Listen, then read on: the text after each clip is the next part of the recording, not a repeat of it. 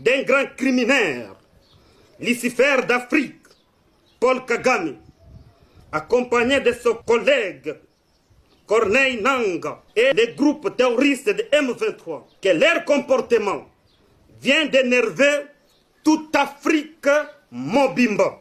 Qu'il vous plaise alors, monsieur le procureur près la Cour pénale internationale, de nous croire aux faits bel et bien narrés. Par ce motif, sous toute réserve que des droits, plaise à la Cour pénale internationale de dire recevable et fonder l'action des citants, dire établi, enfin comme en droit, les infractions des crimes de génocide, les crimes contre l'humanité, les crimes de guerre, les crimes d'agression.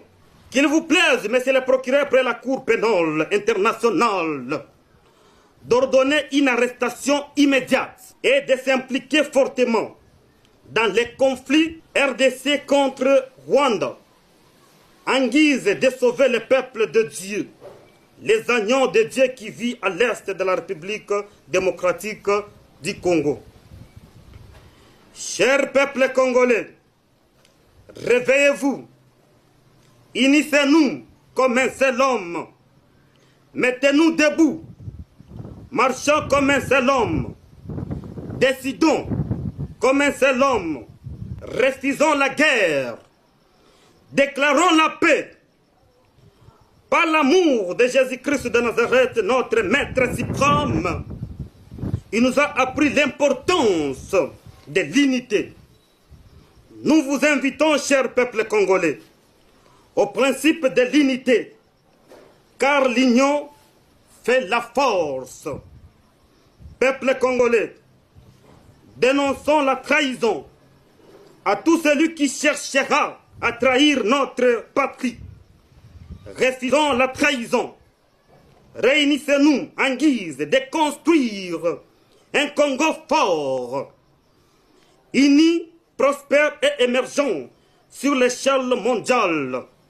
Défendons notre patrie comme un seul homme, car nul ne peut le faire à notre place.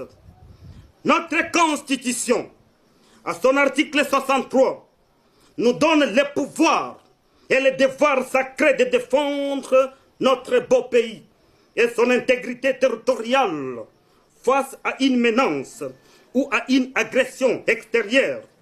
Un service militaire obligatoire peut être instauré dans les conditions fixées par la loi. Toute autorité nationale, provinciale, locale et coutumière a l'obligation de sauvegarder l'unité de la République démocratique du Congo et l'intégrité de son territoire sous peine de haute trahison.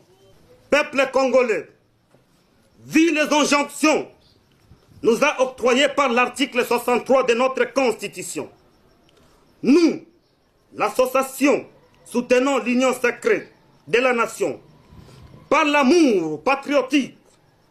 Chers hommes de Dieu, archevêques, évêques, bishops, pasteurs, apôtres, prophètes, prophétesses, chères autorités nationales, locales, coutumières, réveillez-vous, car le temps est fixé de défendre notre beau pays.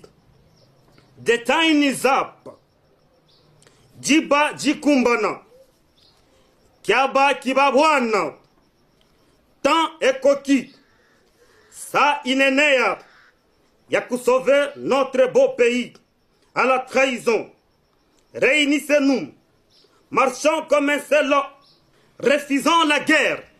Dès lors, oui, dès lors, nous refusons la guerre dans le gouvernement de l'Union sacrée de la nation. Nous refusons la guerre, oui, nous refusons la guerre dans notre pays, RDC, pays sacré par Dieu créateur du monde entier. Nous refusons la guerre, nous refusons la guerre, nous refusons la guerre. Nous déclarons l'intervention du procureur de la Cour pénale internationale de s'impliquer fortement dans les conflits RDC-Rwanda Nous, peuple congolais, nous déclarons la paix. Nous déclarons la paix, nous déclarons la paix.